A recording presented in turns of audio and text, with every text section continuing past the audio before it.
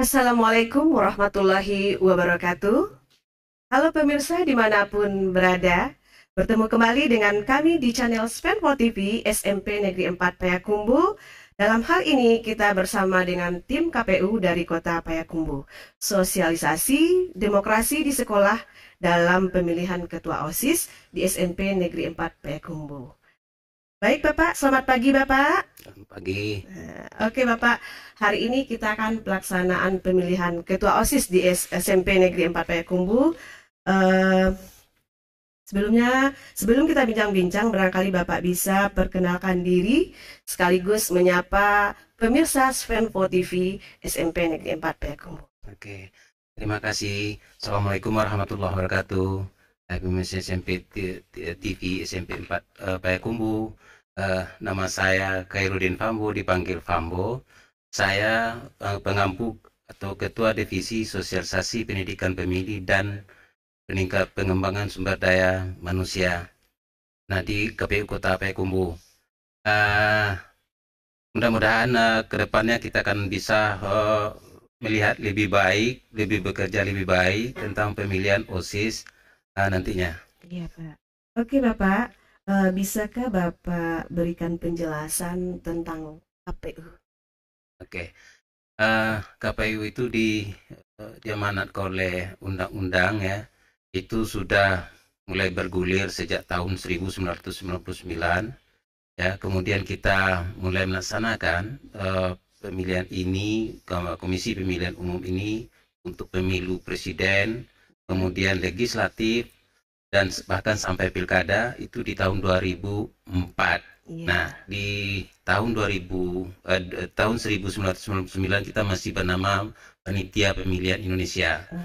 Nah, sesuai dengan perkembangannya, perbaikan-perbaikan terus terhadap peraturan-peraturan perundang-undangan, itu KPU terus berbenah, dan sampai saat ini kita sudah melaksanakan beberapa kegiatan pemilihan umum, legislatif, DPD, kemudian pemilihan pilkada. Iya, Nah, Pak. insya Allah di tahun 2024 kita melaksanakan serentak gitu. Iya, Pak. Sehubungan dengan itu kan tahun 2024 kita akan melaksanakan pesta demokrasi ini, Pak.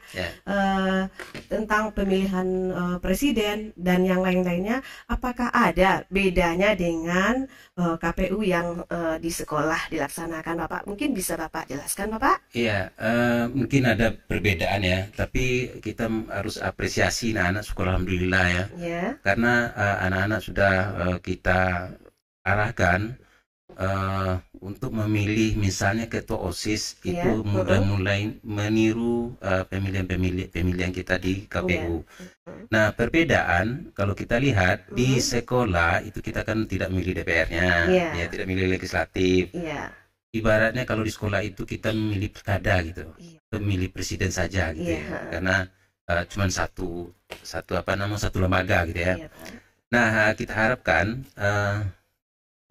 KPU dilaksanakan di yang sebenarnya itu kalau bisa kita laksanakan di sekolah ya. Sekolah contohnya KPU itu kan ada tingkatannya sampai ke bawah, itu kalau di kota ada KPU kota kabupaten, kemudian ada PPK ya, Panitia Pemilihan Kecamatan, ada PPS, kemudian ada KPPS. Nah, di tingkat sekolah ini dalam pemilihan itu adanya KPPS gitu. KPPS ya, kita harapkan. Jadi KPPS itu yang panitia. Nah, jadi nanti kita berharap istilah panitia itu kita ganti dengan KPPS, Bu. Jadi kelompok penyelenggara pemilihan pemungutan suara. Nah, itu jumlahnya 7. Nah, tadi saya sudah lihat, jadi jumlah kita per TPS itu ada 6 orang, sebenarnya kita 7 kita penuh 7. Kemudian kita akan ada 3 lokasi TPS-nya, 3. Nanti kita satukan saja. Kita berharap seperti itu. Gitu. Kita satukan, di mungkin besar gitu ya, tendanya dibuat, satukan, cukup 1 KPPS. Begitu ya. 1 KPPS, terus untuk KPPS itu jumlahnya 7 orang.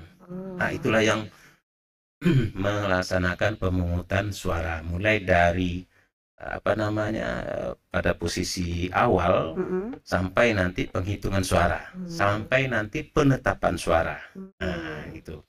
Nah, jadi itu ya bedanya dengan yang sebenarnya di KPPU yang kita laksanakan sesungguhnya di tengah-tengah masyarakat gitu. Tapi Iya. alhamdulillah anak kita udah mulai belajar, terutama di SMP 4 ini saya udah begitu ambisius ada anak-anak kita ya Iya. di dalam mencoba memahami ketika saya memberi penjelasan tadi di TPS itu anak-anak antusias mendengar dan menyimak dengan baik. Iya. Oke Bapak, sebelum pemilihan itu dilakukan, kira-kira apa saja yang dilakukan oleh KPU sebelum pemilihan umum, Pak? Mungkin bisa Bapak berikan gambaran atau penjelasannya, Bapak. Ya, sebelum kita melakukan pemilihan itu ada beberapa tahapan ya. Ya. Tahapan kalau di Undang-Undang Nomor 7 tahun 2017 itu kita misalnya kita punya anggaran, anggaran dalam pemilihan itu, kemudian apa rencana kerja. Nah, setelah itu kita harus ada pemutakhiran data pemilih, berapa jumlah datanya. Kemudian setelah itu tahapan berikutnya kita harus membuka pendaftaran bagi peserta pemilu, ya, konstatasi konsultan yang akan ikut ya berdasarkan peraturan perundang-undangan. Kemudian kita tetapkan.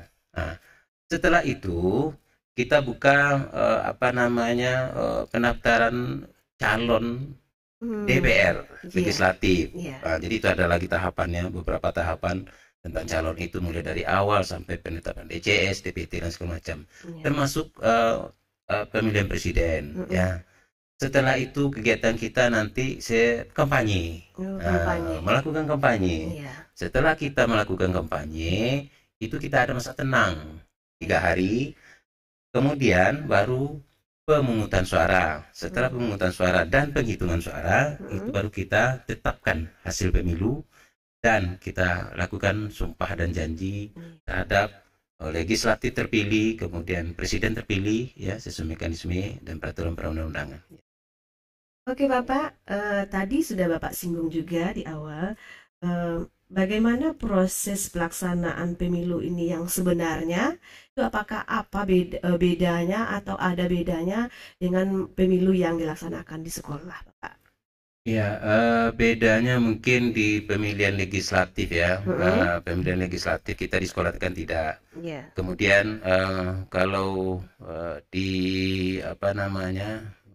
di OSIS itu kan seperti saya sebutkan tadi, kita ada semacam pemilihan pilkada gitu ya, pemilihan pilkada. Jadi ada satu institusi yang kita pilih. Nah, perbedaan kalau di tempat yang lain KPU sebenarnya itu kan ada tahapan yang kita lakukan, banyak tahapan yang kita lakukan, dan itu menyita waktu lama gitu ya, lama, ada kampanye dan segala macam, rentang waktunya lama.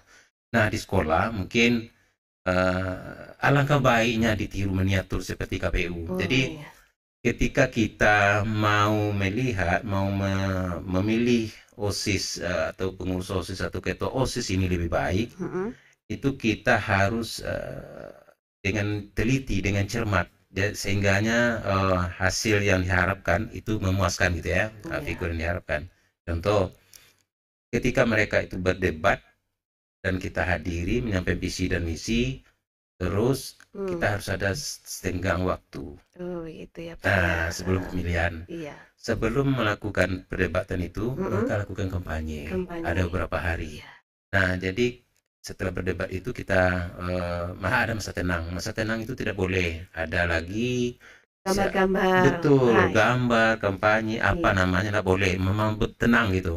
Jadi memang nanti kita coba nanti pihak sekolah mewujudkan hal itu. Jadi kalau itu memakan waktu yang pembelajaran, ya mungkin waktunya kita persingkat. Misalnya maksudnya dalam proses ini mungkin habis waktu kita, katakanlah dalam 1 minggu itu habis membenahi proses ini, katakanlah 20 jam.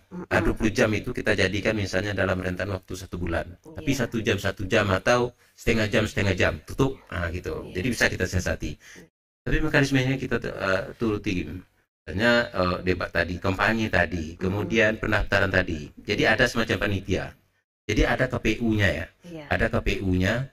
Kemudian yang bertugas untuk mengamati KPPS itu yang membentuk KPPS itu di bawahnya KPU. Karena kalau KPPS itu juga KPU yang tingkat paling bawah. Nah itu. Seperti yang Bapak sampaikan tadi, tahap-tahap itu sudah kami lakukan di sekolah, mulai dari kampanyenya, kemudian debatnya antar kandidat itu. Nah, kebetulan di sekolah kita nih Pak ada 5 kandidat untuk menjadi ketua OSIS-nya nanti begitu Pak.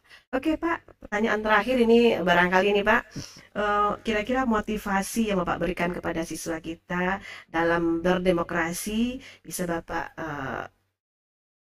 berikan motivasi bagi mereka kira-kira Pak? Ya, kami berharap Ananda, para siswa ya semuanya, ini adalah momentum bagi Ananda untuk mencoba berproses mendewasakan diri, berpikir mandiri, kemudian bagaimana rasa kebersamaan nantinya. Jadi seperti yang saya sampaikan tadi ketika memberikan sedikit materi, Ananda itu tidak harus menjadi guru profesinya, tidak harus menjadi jenderal profesinya. Jadi apapun profesi kita nanti, Ananda ini cita-citanya silakan.